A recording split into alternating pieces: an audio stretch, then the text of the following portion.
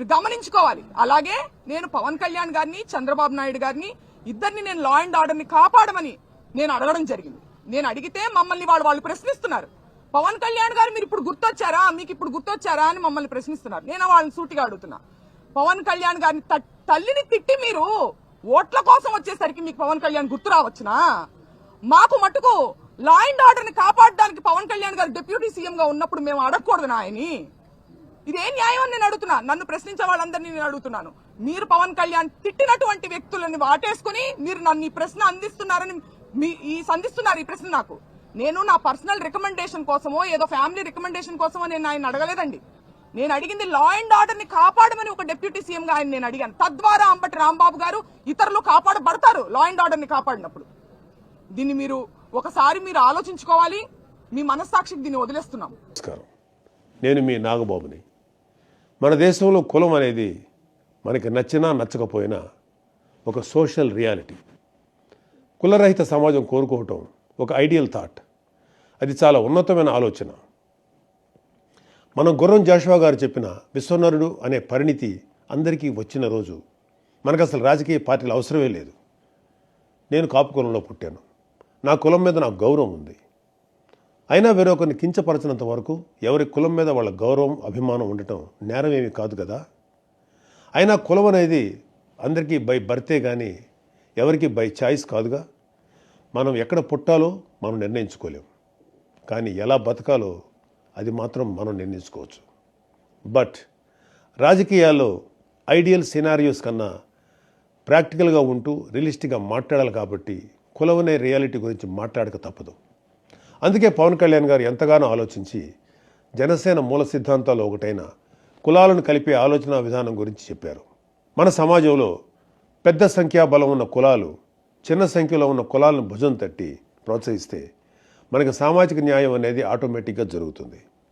అందుకే కళ్యాణ్ గారు ఒక మాట అన్నారు, రాష్ట్రంలో అధిక శాతం జనాభా ఉన్న కాపులు ఒక పెద్దన్న పాత్ర పోషించాలి అని. దీనికి మంచి ఉదాహరణ మొన్న జనసేన పార్టీ పోటీ చేసిన అనకాపల్లి అసెంబ్లీ సీటు. అక్కడ 40% కాపులు ఉన్నా కూడా జనసేన ఆ సీటుని ఒక బీసీ సోదరుడైన గౌర సామాజిక వర్గానికి చెందిన శ్రీ కొణతాల రామకృష్ణ గారికి ఇచ్చింది. కళ్యాణ్ గారు చెప్పినట్లుగానే కాపులు గౌరలు కలిసిమెలిసి పనిచేసి ఆ సీటుని గెలిపించుకున్నారు. అసలు జనసేన మీద కులముద్ర వేసి విషం చిమ్ముదామని చూసి ఎవరైనా ఈ ఒక్క ప్రశ్నకు సమాధానం చెప్పగలరా? 40% కాపులు ఉన్న నియోజకవర్గంలో 20% ఉన్న గౌర సోదరులకు టికెట్ ఎందుకు ఇచ్చాం? అలాగే విశాఖపట్నం సౌత్లో కూడా కుల సమీకరణాలు పక్కన పెట్టి బీసీ యాదవ సోదరుడికి సీట్ ఎందుకు ఇచ్చాం?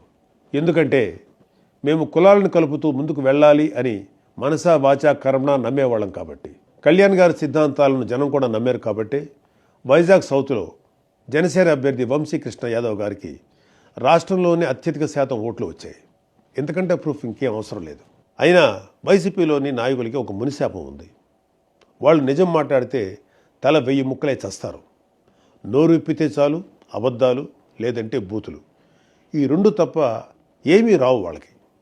చిన్న అవకాశం దొరికినా ఏవో మాయమాటలు చెప్పి కులాల్ని రెచ్చగొట్టి కుల రాజకీయం చేయటం వీళ్ళకి బెన్నతో పెట్టిన విద్య. అయినా ముఖ్యమంత్రిని బూతులు తిడితే జైల్లో పెట్టక ముద్దెట్టుకుంటారా? ఎలాంటి వాడికి కులాన్ని ఆపాదించి కుల చిచ్చులు పెడదామనుకునే మిమ్మల్ని కూడా అరెస్ట్ చేస్తే దరిద్రం వదిలిపోద్ది.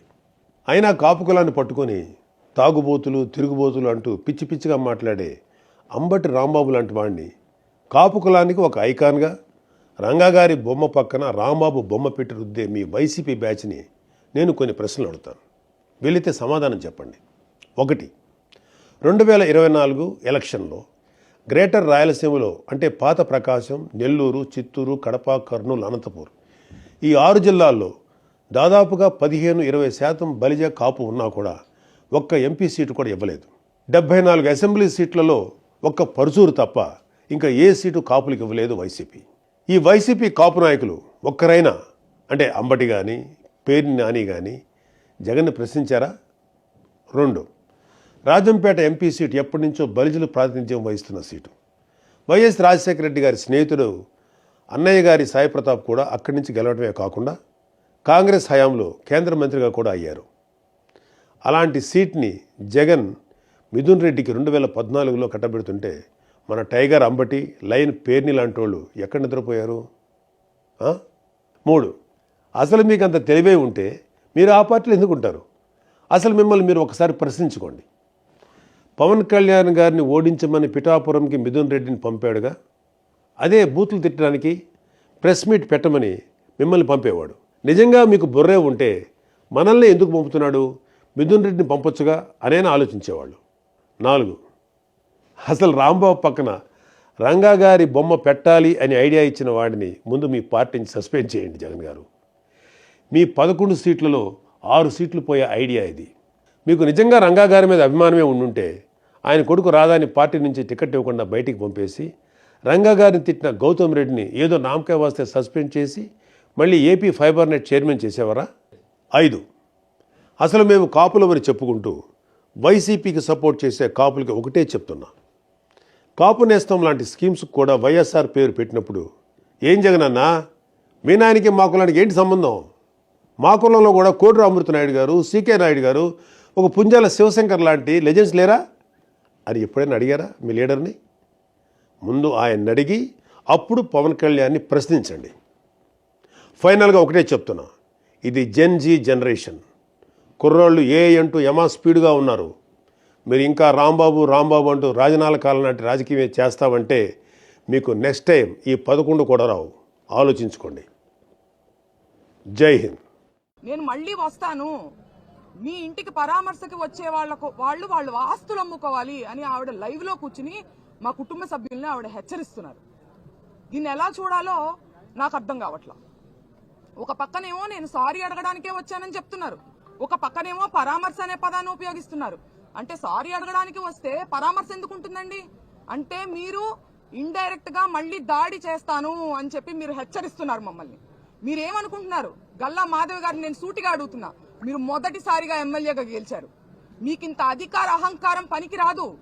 మీరు వ్యవస్థల కన్నా పవర్ఫుల్ అనుకుంటున్నారా? న్యాయ వ్యవస్థ కన్నా, పోలీసు వ్యవస్థ కన్నా మీరు పవర్ఫుల్ అనుకుంటున్నారా?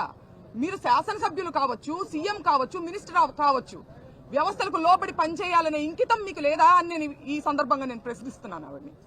అలాగే పెమ్మసాని గారు, ఆయన చాలా చదువుకొని దేశ విదేశాలు తిరిగి ఆయన తిరిగి రాజకీయాల్లోకి వస్తున్నారు అంటే నిజంగా పార్టీలకు అతీతంగా ఒక ఎడ్యుకేటెడ్ పర్సన్ గా ఆయన ఏదో ఇక్కడ ఉన్నటువంటి బురద రాజకీయాల్ని ప్రక్షాళన చేస్తారని నేను అనుకుంటే, జనం కూడా అనుకుంటే ఆయన ఇక్కడ ఉన్నటువంటి బురద రాజకీయాలను ఇంకా భ్రష్టు పట్టించే విధంగా ఆయన ఆలోచన విధానం ఉండడం చాలా దురదృష్టంగా నేను భావిస్తున్నాను. అలాగే ఆఫీసుకి ఇంటికి నిప్పు పెడతారా?